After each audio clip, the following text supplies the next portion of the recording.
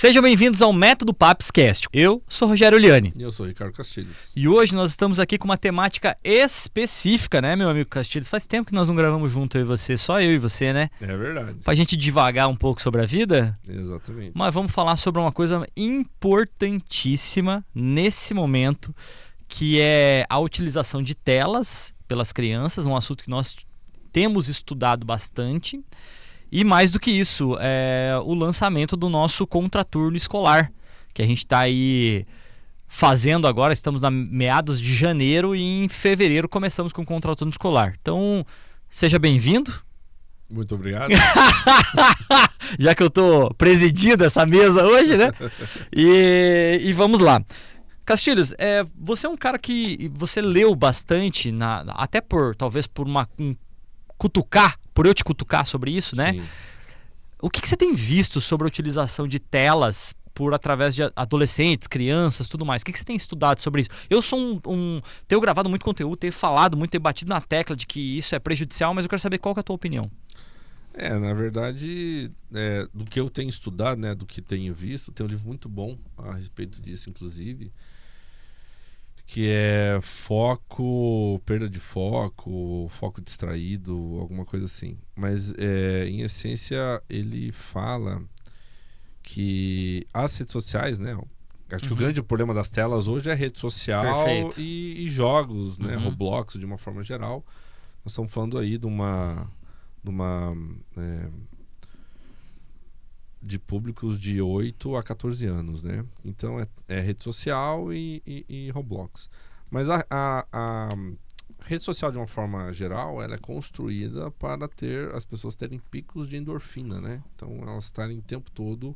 É como se fosse uma droga. Se o seu filho ficar muito na tela durante o dia, você, como pai... É como se você estivesse dando dose de cocaína para ele diariamente. O livro fala sobre isso, inclusive, né? Parece pesado falar doses de cocaína, mas é isso que o livro fala. Porque é uma questão de efeito, né? É isso aí. Em termos do cérebro, né? Com a questão da dopamina, a questão das sinapses do cérebro, né? E aí a pessoa ela vai criando uma dependência daquilo, né? Além de outras questões que a rede social ela acaba trazendo. Por exemplo, a vida da gente não é perfeita, nós temos altos e baixos. E muitas vezes nas redes sociais as pessoas elas marketeiam muito como é a vida, minha vida é perfeita e tal. E as pessoas acabam criando uma comparação e isso acaba aumentando índices de crianças sendo ansiosas e depois tendo que tomar ansiolítico por uma questão, né, de criação dessa percepção errônea de que a minha vida não é boa porque olha como é que tá fulano, olha como tá Beltrano, olha, né? Então como é que tá outra pessoa, e as pessoas vão se comparando e isso vai criando aí uma certa depressão. Todo mundo já teve no final do dia de mexer em muita rede social aquela sensação de cansaço e de vazio, né? Nossa, meu Deus do céu, tô tão cansado, tá ruim. Então, isso tudo são efeitos de uma alta exposição a esse critério de dopamina. É igual comer açúcar. Açúcar também. Se você for olhar, o açúcar tem um efeito parecido também com essa questão de uso de droga de tela. Quanto mais você vai ingerindo açúcar, você vai tendo picos, né, de glicose, e o teu corpo... Pega um dia que você não come açúcar e olha o açúcar, você começa a salivar, você fica, sabe? Tem gente que tem crises, né, de ansiedade por não ter o açúcar. Inclusive no programa anterior que a gente fez com a Fernanda Marangoni, que é nutricionista, ela falou muito sobre a utilização do açúcar, né? Que a criança come açúcar, aí ela tem, e depois ela tem o mesmo efeito que você vai ver de droga, que é você tem a baixa. E aí a criança olha e fala assim, eu preciso de mais, de novo, daquela sensação, e aí toma um açúcar onde vai dar uma energia rápida, muito forte. E as telas têm isso aí. Mas o mais importante que eu tenho visto, inclusive, é que na realidade as telas é porque as crianças estão entediadas. E aí você pega esse período de férias de novembro, de final de novembro até final de janeiro, onde as escolas acabam tendo férias, onde as atividades diminuem e essas crianças acabam ficando mais com os pais ou com algum parente e tudo mais. E aí a utilização das telas é o que vai lá salvar talvez o dia de um pai, de uma mãe que precisa trabalhar, que tem alguma coisa lá. Mas o importante disso é que precisamos criar atividades fora das telas que elas não fiquem entediadas. Então é realmente assim, vai lá na terra, vai lá numa cancha de areia, brincar, sabe? Vai num... não tenho muito o que fazer, então vai, sei lá, vai pintar compra um papel daqueles craft, coloca no chão e deixa a criança pintar com giz. Mas ela vai sujar a casa. Gente, sujar é normal, a criança precisa brincar, precisa se sujar, entendeu? Sim. Então, o que eu vejo mais é a utilização das telas. E eu tive um caso muito específico de uma pessoa muito próxima ali, que uma criança, né, que ficou... Cara, teve um dia que ficou... Foi um caso muito interessante, assim, ó. Tava na minha casa... E ela falou assim, viu, uma criança que tem 8 anos. Ela falou assim, viu, eu fiquei... Ela tava usando na minha televisão, tava vendo o YouTube na televisão. E aí ela falou assim, mas eu não vi muito. Eu vi, sei lá, 30, 40 minutos. Aí eu peguei e olhei o histórico. E eu falei assim, você assistiu 4 horas de vídeo. Não foi isso, foi só 2 vídeos. Eu falei assim, tá aqui, ó. Todos os vídeos que você assistiu, que você ficou sentado, você não percebeu que você ficou 4 horas. Aí mesmo assim, tipo assim, não quis... Por quê? Porque a criança entediada, ela vai olhar e ela vai ficar... É realmente um canal, entendeu? E aí eu vou até passar um vídeo aí pra depois a Clara ou a Miria colocarem, mas tem o Batman. Eu acho que é o Batman Eternamente, que é o Charada, que quem faz é o Jim Carrey, inclusive. Sim. E você lembra que nesse filme, o Charada desenvolve um produto que eles ficam na tela. Na televisão. E ele suga o cérebro. Você lembra disso? Sim, suga a informação do cérebro para poder passar pro outro. E ele fica doido por causa disso, porque ele pega muita informação. Mas o objetivo dele era ter televisões que tinham esse... parecia dispositivo, um dispositivo que ia sugar a mente das pessoas. Sim, eu lembro. Cara, disso. e eu vejo exatamente isso acontecendo hoje. Entendeu? Cara, se a gente parar, a gente que é adulto, eu tenho 40 anos, a gente que é adulto, a gente parar, a gente vai ficar 2 horas no telefone e você não vai perceber. Exatamente. Imagina o mal que faz para uma criança. É importante você comentar isso, porque exatamente, nós que somos adultos, que a princípio seríamos, né, mais maduros do que uma criança, a gente acaba não tendo um controle inibitório para dizer, opa, já deu, chega, né? Vou colocar aqui um timer, alguma coisa para... Mas assim, uma outra situação que eu vejo que as telas acabam criando, que é um problema, é a falta de sociabilização das crianças. Então, o que acontece? Elas têm um mundo virtual, se sociabilizam virtualmente, que é o caso que está dando essa questão do Roblox, né? Que cortaram o chat e tal, não sei o que, as crianças elas querem conversar. Só que aí, o que acaba demonstrando na vida real? Quando você vai conversar com alguém, geralmente você olha nos olhos da pessoa, quando você vai falar com alguém, né? E você vê que as crianças que não têm um certo treinamento com a questão de sociabilização, elas fogem o olhar, elas têm medo de olhar para outra pessoa. Sabe? Tudo isso é uma habilidade comportamental. Perfeito. Porque você não vai confiar em alguém que não olha no teu olho.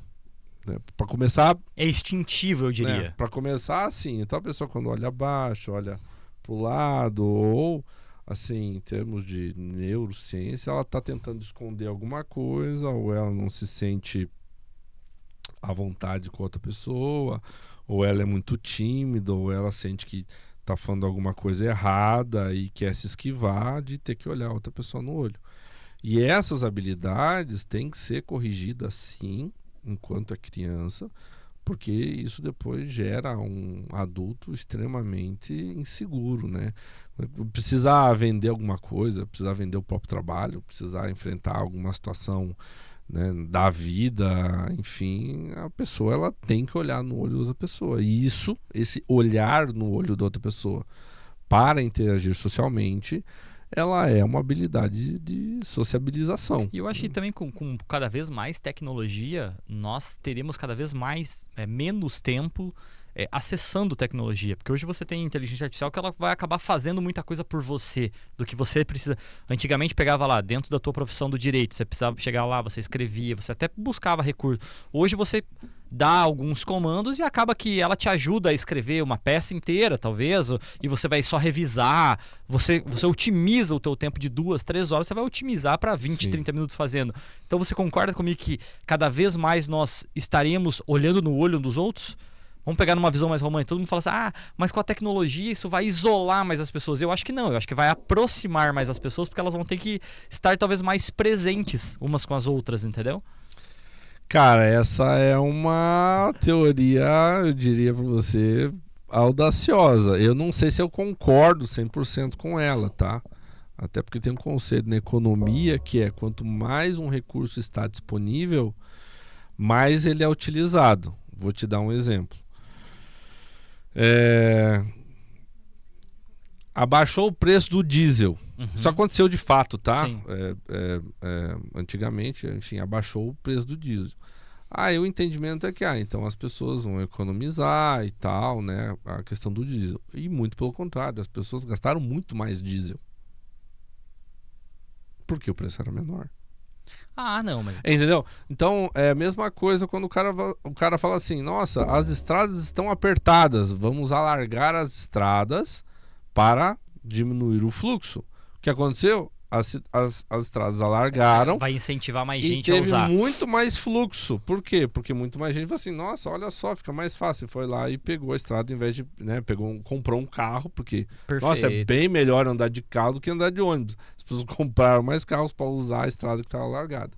Então tem um princípio econômico disso. Então, eu acredito que se as pessoas não forem educadas nessa linha de sociabilização, eu acredito que quanto mais inteligência artificial estiver à disposição, eu acho que menos as pessoas vão acabar se sociabilizando. Eu não acho que, não, então eu não preciso fazer nada, vou poder passar o dia inteiro, digamos, filosofando sobre a vida, porque tem um monte de robôs e computadores e etc. que vão pegar e vão resolver todo o trabalho para mim. Eu não acredito que vá acontecer isso. Eu já vou por essa linha. Então, eu acho que essa, digamos, seria uma utopia do futuro, né? Mas eu acho que não vai acontecer isso.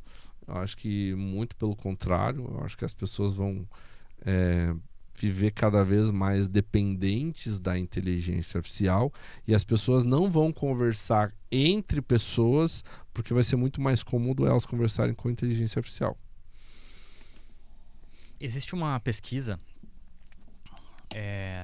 que fala que hoje 40% das crianças já utiliza a inteligência artificial como companhia. E nos Estados Unidos isso está ficando cada vez mais grave. Só que eu acho que é uma ruptura, né? É uma ruptura de utilização onde, para mim hoje, a tecnologia ela é a mesma coisa que o cigarro. Ela tá realmente como um vício, assim. As pessoas utilizam de uma maneira desenfreada, como se fosse fazer bem, como tudo é maravilhoso. Aí agora que começa a apresentar as causas e consequências da tecnologia, você diminui o uso, a utilização disso, entendeu? Eu vou te dar um exemplo. Tá. Que daí eu acho que, tipo, eu tô dando minha opinião, Sim. né? São opiniões diferentes, tá tudo certo. Diametralmente diferente da sua. Mas vou te dar um exemplo. Hoje, você tem provavelmente um GPT, Sim. Né? Seu, Rogério. Sim. Então, hoje você fala, eu gosto de churrasco, gosto de correr, gosto de não sei o quê. Mas vai chegar um momento, e eu acho que não vai durar muito, para você dizer o seguinte, olha, você está pensando como eu. Se você fosse eu, o que você faria no meu lugar? E a inteligência vai te dar. Mas é como se fosse um conselheiro.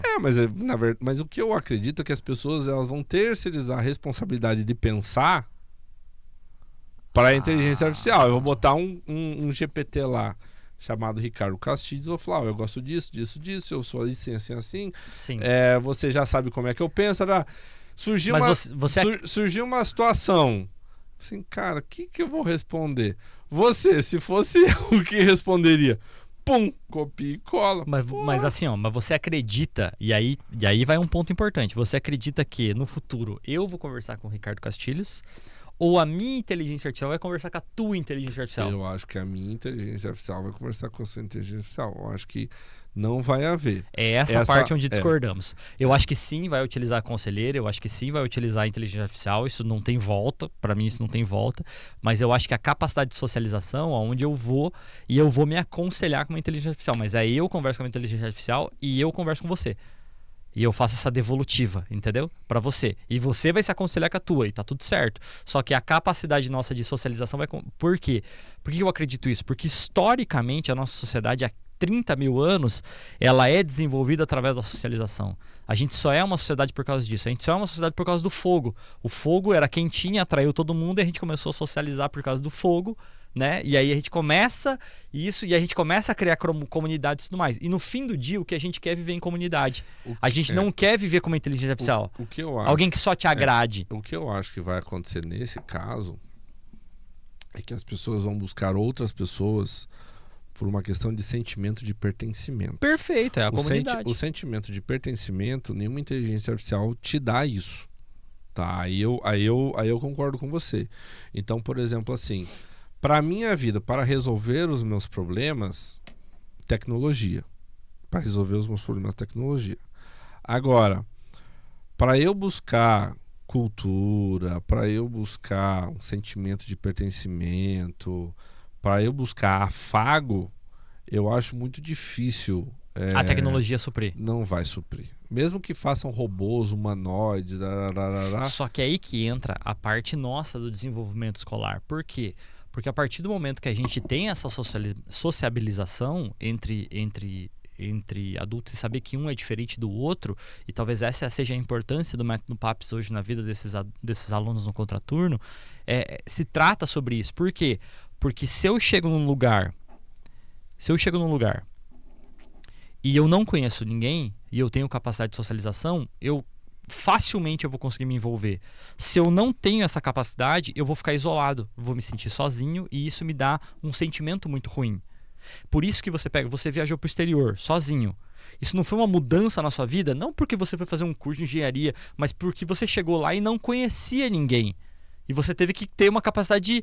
Isso mudou talvez a forma como você conversava com as outras pessoas, que você teve que entender e adaptar uma cultura. Se você pegar...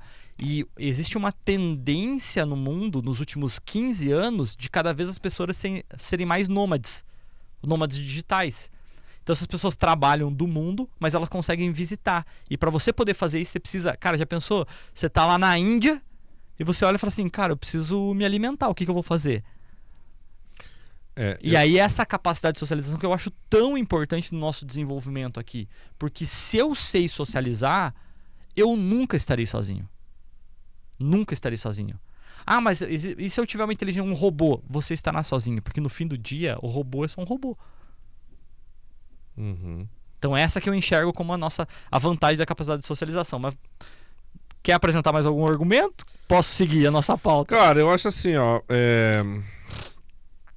Eu acho que as pessoas, elas se conectam com pessoas, né? As pessoas, elas se conectam com pessoas. Então, mesmo que tenha lá uma inteligência artificial resolvendo todos os problemas, você quer conhecer a pessoa que está por trás, né? Vou comprar um produto, beleza, um produto, ok. Mas para eu comprar esse produto, acho que vai chegar esse momento, tá? Eu quero saber quem que pensou no produto. Quem que é a pessoa? Quem que... uma inteligência artificial. Então entra num commodity. Eu pego várias inteligências artificiais e vejo qual que é mais legal. Agora, quem foi o cara por trás disso? Entendeu? Se chegasse alguém e falasse assim, não, eu tenho aqui a DeepSeek, eu tenho o GPT, eu tenho o Google, não sei o que, e tenho o Grok. Opa, o Grok é do Elon Musk. Eu me alinho com os valores do Elon Musk enquanto pessoa.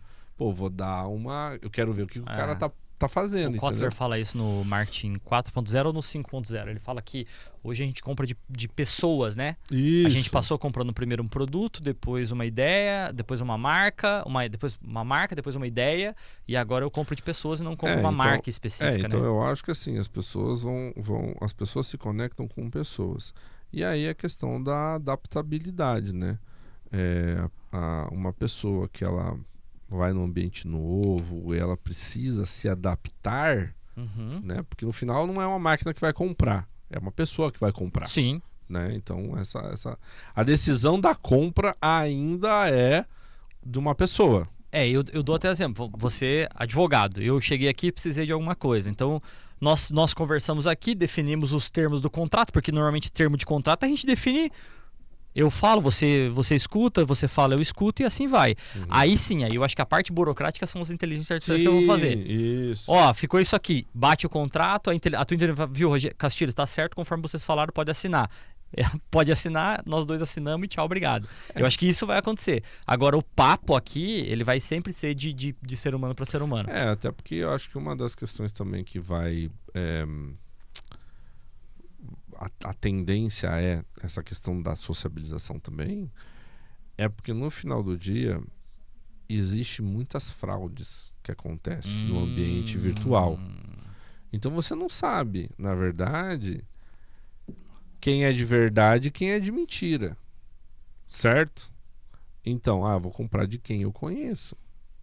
E aí eu preciso conhecer a pessoa para ver se, entendeu? Porque no final do dia eu disse, não, beleza, eu comprei do fulano. Fulano está endossando a marca. Eu não compro da marca, eu compro do fulano que endossa a marca. E cada vez mais validações tecnológicas também, né? É igual, por exemplo, o pessoal fala assim, agora com rede social os jornalistas vão perder espaço. Eu discordo. Por quê? Porque no final do dia o cara não sabe o que é fake news e o que é de verdade. Perfeito. Ele corre no jornalzinho. Baita dica para os jornalistas.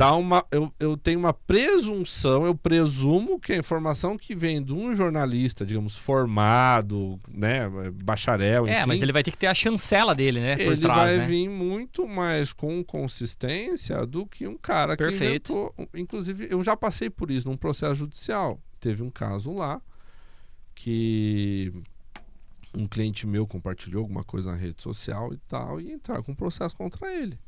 Qual que foi a defesa? Ele compartilhou matéria de jornalista. Meu cliente não tem a obrigação de saber se é verdade ou não. Ele compartilhou de um jornalista. É obrigação do jornalista averiguar a fonte. Senão, senão a sociedade está perdida. A gente não pode mais acreditar no pacto social de que as pessoas tenham boa fé quando publicam alguma coisa, né? Enfim, é só um exemplo do que por que eu acho que a sociabilização ela é tão importante. Pessoas continuam comprando de pessoas. Eu acho que vai haver uma tendência, por mais que a inteligência artificial seja forte, enfim, resolva uma série de problemas nossos. Eu acho que existe uma tendência das pessoas dependerem 95% da inteligência artificial até para pensarem. Então eu vou criar aqui um GPT. Cara, pensa aí por mim, faz por mim, responde por mim, etc, etc. Mas, por outro lado, existe a necessidade dessas pessoas participarem de algo, que elas tenham um sentimento de pertencimento, porque no final do dia o ser humano é um animal social. Sim. Então ele tem uma necessidade de pertencimento, de estar num grupo. E para pertencer num grupo, ele precisa desenvolver habilidades de adaptabilidade. E essa adaptabilidade, ela obrigatoriamente passa por habilidades de sociabilização. Perfeito. Vamos lá. Onde é que entra isso aí no contraturno? Bom, eu vou dizer para você que eu tenho muito orgulho de dizer a respeito do nosso contraturno, porque o nosso contraturno ele acabou englobando todas essas esferas, né, do que nós estamos discutindo. Então não dá simplesmente para botar uma venda nos olhos das crianças e dizer, não, filho, tá tudo bem, não precisa se preocupar, no final, quando você for adulto, o mundo vai te dar uma oportunidade. Cara, quando essa criança de 8 a 14 anos tiver com seus 30, 35 anos, o mundo já tá do avesso, entendeu? Então, assim, nós não podemos fechar os olhos sobre a necessidade das crianças aprenderem tecnologia. Perfeito. Primeiro ponto. Perfeito. Sobre o item tecnologia, nós estamos falando aí do básico, aprender a mexer no computador. Porque é incrível que pareça, as crianças hoje, elas são experts em celular, mas elas não sabem mexer no computador. E no final das contas, o computador, a informática, toda a informática, todo o mundo informatizado, ela gira em torno da construção do computador. Porque o padrão foi feito lá atrás, historicamente. Perfeito. Por que o computador ele funciona lá com bits? Porque alguém lá atrás, quando criou, falou assim, vai ser bits, né? E disso tem, né, uma série de coisas. Então, existe essa padronização. E a criança precisa aprender a mexer no computador, porque qualquer coisa que se faça hoje exige um computador. Ah, mas eu acho que eu não preciso mexer no computador. Cara, hoje, tira a internet e tira a luz elétrica, ninguém trabalha. É isso aí. E ponto final, entendeu? Então, precisa essa parte de formação em tecnologia específica. Na tecnologia, a gente trabalha aqui no Contraturno com uma questão de autonomia.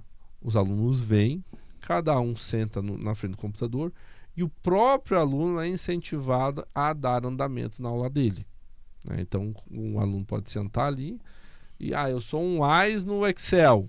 Faz tudo no Excel. Não, demora um pouquinho mais. Beleza, leve o seu tempo. O conhecimento é particular, é de cada um, né? O desenvolvimento é de cada um. Então, a gente fomenta os alunos a desenvolver esse autodidatismo na parte da informática, que é uma coisa que ele vai carregar para a vida toda. Eu hoje, com 36 anos, ainda digito rápido, porque aprendi quando tinha meus 10 anos num curso de digitação lá atrás. Então, a importância disso, né? Eu carrego para a vida toda. E outra coisa, tipo assim, para você que digita muito mais rápido do que qualquer um aqui do escritório, você precisa digitar uns textos. Em 40 minutos, o texto demoraria 40 minutos, você vai demorar 15. Isso é tempo, no fim do dia é tempo. Exatamente. As pessoas não enxergam dessa. Mas qual é a importância de digitar hoje em dia? Não... Viu? O digitar é muito importante. Porque lá você vai ter que dar comandos também, né? Para tua inteligência artificial, para fazer qualquer coisa, entendeu? Exatamente. Aí tem o cara que a gente brinca, né? O cara que cata milho, né? Que ele vai catando milho no teclado. Enfim, entre outras questões de funções do teclado, enfim. Então hoje, até mesmo eu brinco com os advogados, né? Depois que atualizou o sistema judicial e ficou tudo em sistema informatizado, para muitos advogados que ainda era físico, isso foi um baque gigante. De ter que se adaptar, aí mexe com Java, mexe com não sei o que, sistema de assinatura digital. E a tendência hoje, quem não tiver um assinador... hoje, a gente conversa sobre isso. Quem não tem o Gov.br, ele não exerce a cidadania dele na sua plenitude, né? Então, tecnologia é um ponto, não é mais uma tendência, é um ponto sem volta, né? A gente já começa o discurso daqui, então não tem como retroceder, né? Quem não sabe já está atrasado, e o período de 8 a 14 anos é a melhor idade para se desenvolver essas habilidades. Perfeito. Né? Bom, seguindo, nós queremos recuperar algo que se perdeu, e aí tem inclusive um autor muito bom, que é o Taylor Gatto. Foi um professor, recebeu muitos prêmios lá como professor em Nova York. E é o seguinte, a escola tradicional hoje, ela não está interessada em desenvolver o senso crítico das crianças. Ela está interessada em formatar as crianças para as crianças irem para o mercado de trabalho e ficarem numa caixinha, tá? E a escola, a gente pode discorrer muito sobre isso, mas tem esse formato desde há séculos atrás, né? Então é ainda uma visão muito fordista, muito taylorista, de vou criar aqui mão de obra para as fábricas, né? E aí o que acontece? Nós aqui na escola estamos querendo desenvolver cabeças pensantes, né? E aí a gente tem uma grande riqueza, que é o incentivo à leitura. Mas não é simplesmente, esse livro é legal, lê aí. Não, nós vamos pegar, existe um tempo, eu vou dizer até que é um tempo sagrado, tá? Um tempo sagrado, que todo mundo vai abrir o mesmo livro, todo mundo vai ler. No final nós vamos discutir a respeito do que é o livro, né? Até para entender outras percepções. E nessa linha, o brasileiro que lê no máximo 2 livros, a média, tá? Lê no máximo 2 livros por ano, essa criança, estando no nosso contraturno, ela vai ler pelo menos uns 6 livros. 6 livros, são 6 ciclos, são 6 livros. Então, ela já está à frente de mais de 95% da população brasileira. Perfeitíssimo. Tá? E falando em termos, né, de percentuais, ela está à frente de muito mais gente. E são 6 livros. É capaz dessa criança ler muito mais livros que os próprios pais, né? Então desenvolver esse hábito e esse gosto pela leitura. Por quê? Você toma gosto pela leitura, você aprende a ler lendo. Então, ao invés de você ficar na tela, vamos ler, né? E o exemplo acaba arrastando. Eu digo que a leitura ela tem uma vantagem enorme. Por quê? Porque a tela, com certeza, se eu pegar uma rede social e eu começar a passar conteúdo, eu vou aprender muita coisa de forma muito rápida. Só que qual é a grande vantagem da leitura?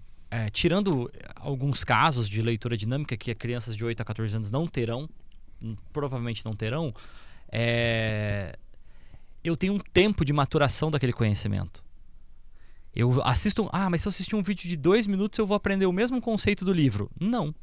Você vai aprender um conceito superficial, não aprofundado, que o seu cérebro ainda não conseguiu digerir aquele conhecimento.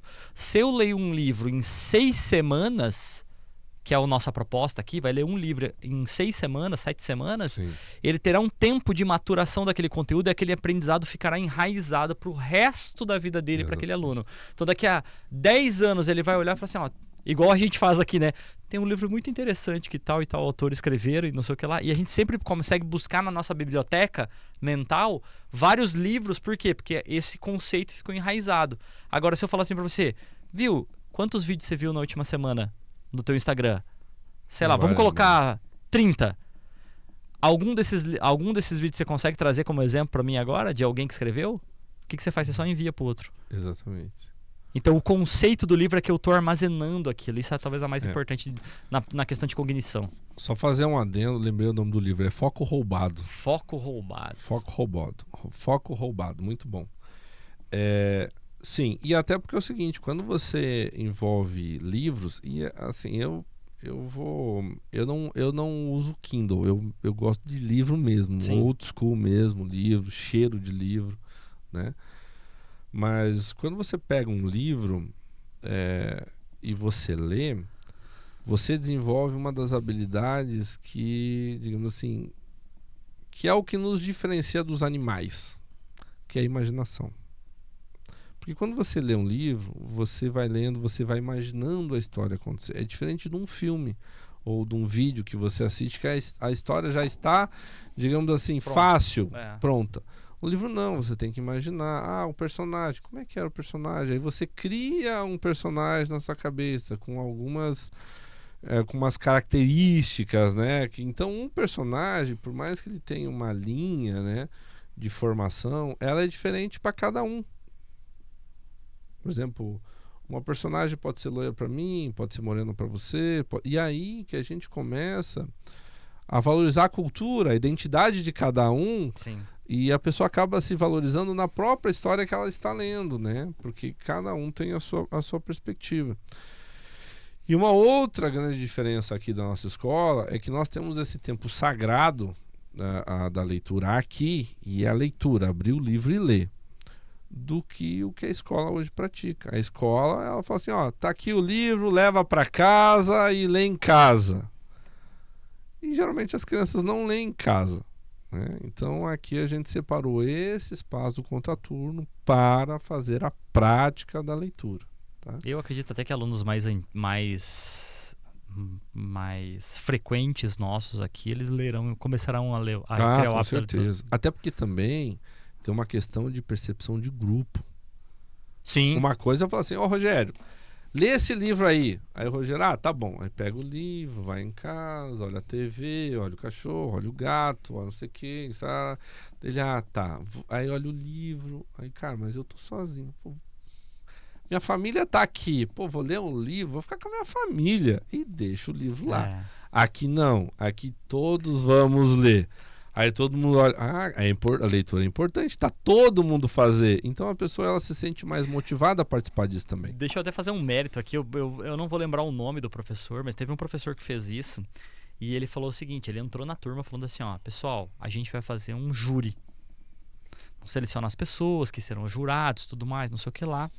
E vocês vão, e no final desse júri, vocês vão julgar se a mulher traiu ou não traiu. O nome do livro que vocês vão ter que ler para essa peça é o do Machado de Assis, que é o... Capitu, né? É Capitu? Dom Casmurro. Dom Casmurro. Vão ter que ler Dom Casmurro. E nesse livro aqui vão ter... Então, cara, olha que genialidade. Ele botou... Não é assim, viu, ó, vocês têm que ler porque isso aqui é obrigatório pro vestibular, tá? Vai cair no vestibular, leiam. Olha a genialidade do cara de pensar e olhar em mais profundo. Parabéns pra esse professor, se conseguir aí o editor, conseguir, as nossas editoras conseguirem colocar o nome desse professor que fez esse projeto aí, merece toda a glória e todo, né? Porque esse cara aí é maravilhoso, essa pessoa é maravilhosa, que, cara, conseguiu olhar e falar o seguinte, viu, vocês vão ter que pensar. Além de ler, vocês vão ter que pensar e ter uma opinião sobre aquilo. Isso é sensacional. Uma outra situação com relação à leitura especificamente é que nós não estamos botando qualquer livro para os nossos alunos lerem aqui na escola. Perfeito. Nós fizemos uma curadoria de livros que nós entendemos que seria relevante eles lerem, né? E aí é o seguinte, eu já li um pouquinho, né? Advogado, contador, engenheiro civil, viajei o mundo e tal. Cara, não é qualquer livro que eu, Castilhos, indico. Eu li alguns livros antes de fazer a indicação, né? Ó, esse livro é bom, esse aqui é interessante, esse aqui não é bom. Então, no final Teve do até dia... livros que nós discutimos e falamos assim, esse livro aqui já é muito adulto, acho que não é uma boa leitura para eles, né? Então nós fizemos uma curadoria de livros que nós entendemos que são livros que essa criança vai conseguir se conectar com praticamente qualquer assunto, inclusive na vida adulta. Isso aí. Digamos assim, é uma biblioteca que ele vai criando ao longo dos contraturnos que ele vai fazendo aqui com a gente. E no final ele tem uma biblioteca. E aí também tem uma informação muito importante, só fazer um comentário, tem um engenheiro, que foi um engenheiro do Oscar Niemeyer, que é o Susekind. A gente estuda ele na faculdade de engenharia, bem nessa parte aí de estruturas, para começar os entendimentos de momentos e tal. E teve um artigo que ele escreveu na internet, que ele falou o seguinte... Você tem que achar esse artigo, mas ele falou o seguinte: a maior parte dos negócios que eu fiz ou das portas que eu abri como engenheiro não foi falando sobre engenharia. Foi falando sobre outros assuntos. E aí ele começou a dar exemplo. Por exemplo, ele chegou, estava num jantar e tal, e aí um potencial cliente dele não queria falar sobre engenharia. Queria falar sobre... sei lá, Fórmula 1, ou como as obras do Coliseu eram bonitas, ou questões culturais, tipo de música. E aí, esse cliente se identificou com o Susekind e contratou ele para ser engenheiro. Ou seja, no final do dia, nós precisamos preparar as nossas crianças com uma mentalidade, diferente do que a escola e do que a faculdade promovem, que é aquela visão mais tecnicista. Nós precisamos trazer para essas crianças uma mentalidade, digamos assim, muito mais de agregar outros elementos voltados a relações interpessoais e de empreendedorismo e inovação. Porque no final do dia, você tem uma linha de valores empreendedores, independentemente se você vai ser advogado, engenheiro ou qualquer outra coisa, mas a linha empreendedora é a mesma. Quando um empreendedor fala com outro empreendedor, eles não falam muito sobre questões técnicas, eles falam sobre modelo de negócio. Sim. Entendeu? E modelo de negócio é uma mentalidade. Então, por exemplo, eu empreendedor, vou conversar com uma outra pessoa que é negativa, que tá sempre reclamando, que é tudo não, que não, porque não vai dar certo. Eu não vou fazer negócio com essa pessoa. Independente se seja engenharia, contabilidade, advocacia ou qualquer outro assunto.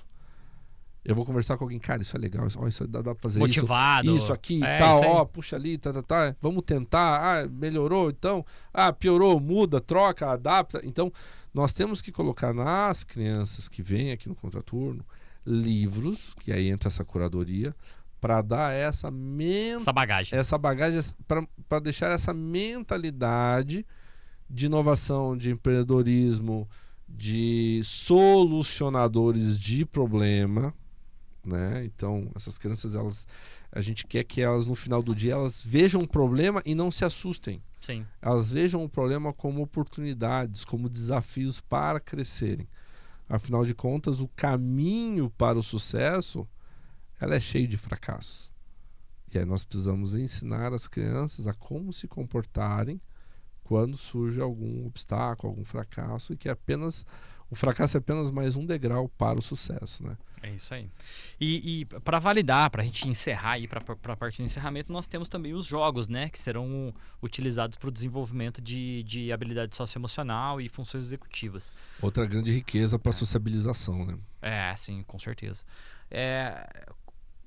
Os jogos, eles entram talvez como uma cereja do bolo aí, né? Nisso tudo, né?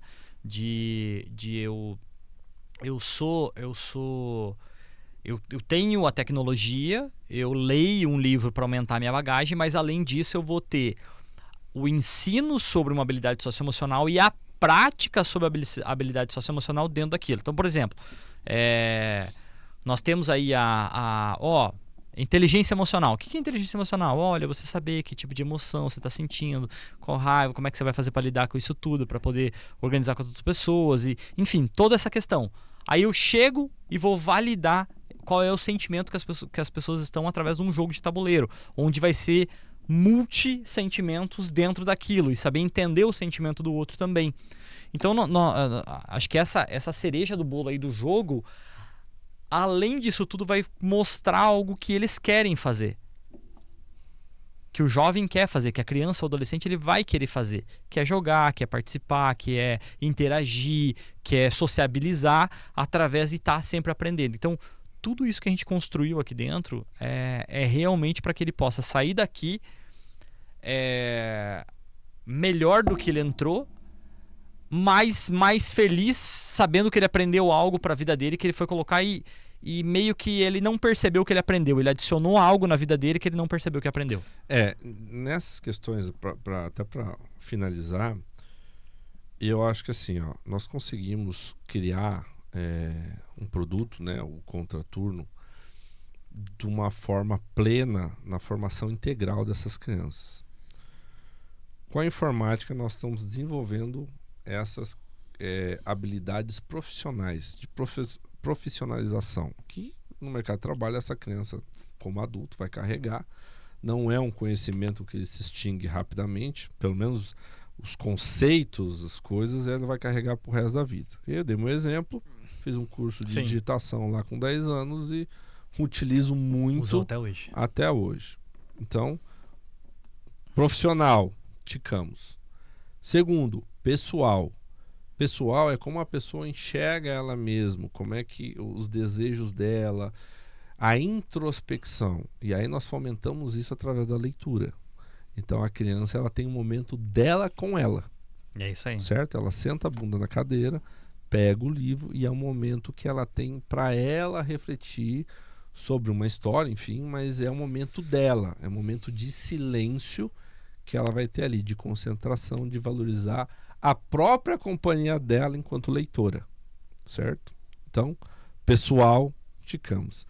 E por final nós temos o desenvolvimento social, que entra os jogos de tabuleiro, que aí essa criança ela precisa aprender a conviver com outras pessoas. E aí nós criamos desafios, que são os próprios jogos, né, de forma lúdica, mas ela aprende a respeitar a jogada das outras pessoas, ela aprende a respeitar muitas vezes como a estratégia das pessoas, como as pessoas pensam.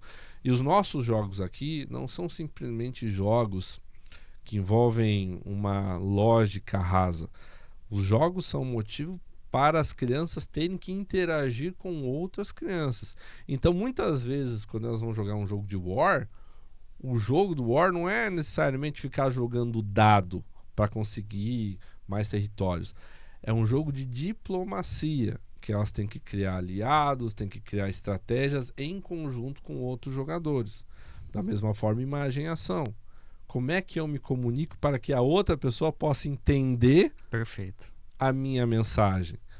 Então, essas crianças elas começam a desenvolver habilidades de comunicação não verbais. E isso, mais para frente, vai ser de grande valia, quando elas estiverem numa mesa e conseguirem captar alguns sinais que as pessoas fazem para ela readequar o discurso dela, enfim.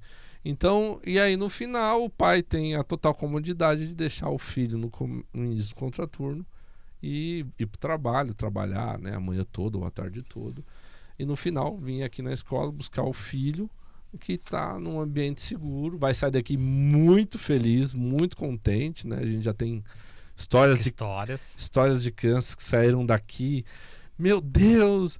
E eu até brinco porque parece que a criança descobriu o ouro, né? Descobriu que existe jogo de tabuleiro, saiu um pouco da tela do celular e descobriu que existe algo diferente. E eu vou mais longe, porque a gente consegue fazer isso de uma forma muito legal, porque só serão 8 alunos.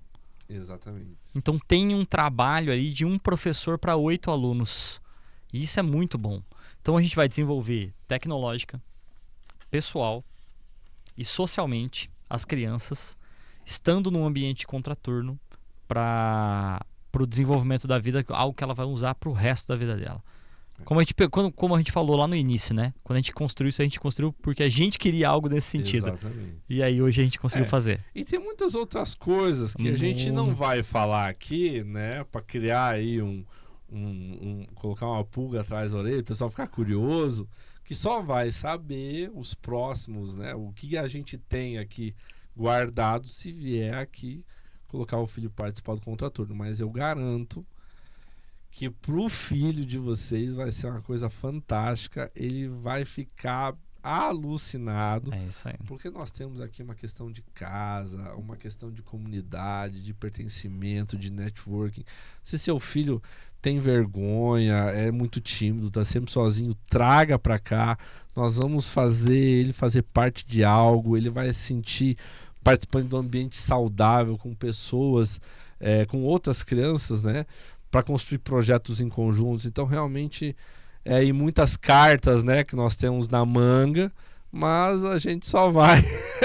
É uma coisa que a gente guarda aqui, as 7 chaves, só para quem estiver aqui. É isso aí. Para você que é pai e quer saber mais, entra em contato com a gente, entra no paps.com.br, lá tem uma aba Contraturno explicando um pouco mais de como é que funcionam tudo isso aqui. Agenda uma aula experimental, agenda um bate-papo com a gente para que o seu filho possa se desenvolver. O início do primeiro ciclo de 2026 vai ser no dia 2 de fevereiro, então os alunos podem iniciar naquela semana, tá? Na semana do dia 2 de fevereiro iniciam os alunos, se não pode entrar no meio do ciclo, vai ter que entrar no começo do segundo ciclo só. E aí nós estamos falando de abril, provavelmente. Março ou abril, final de março ou abril. É uma janela de oportunidade. É uma janela de oportunidade. Então aproveita. Se você gostou, compartilha esse conteúdo aqui com algum pai que tenha filhos nessa idade ou que vai fazer, porque será muito importante para a vida deles. Um abraço, muito obrigado. E é isso. Só fazer as palavras de John Taylor Gatto. Ele falou assim: junte-se a nós nesse movimento para mudar a educação.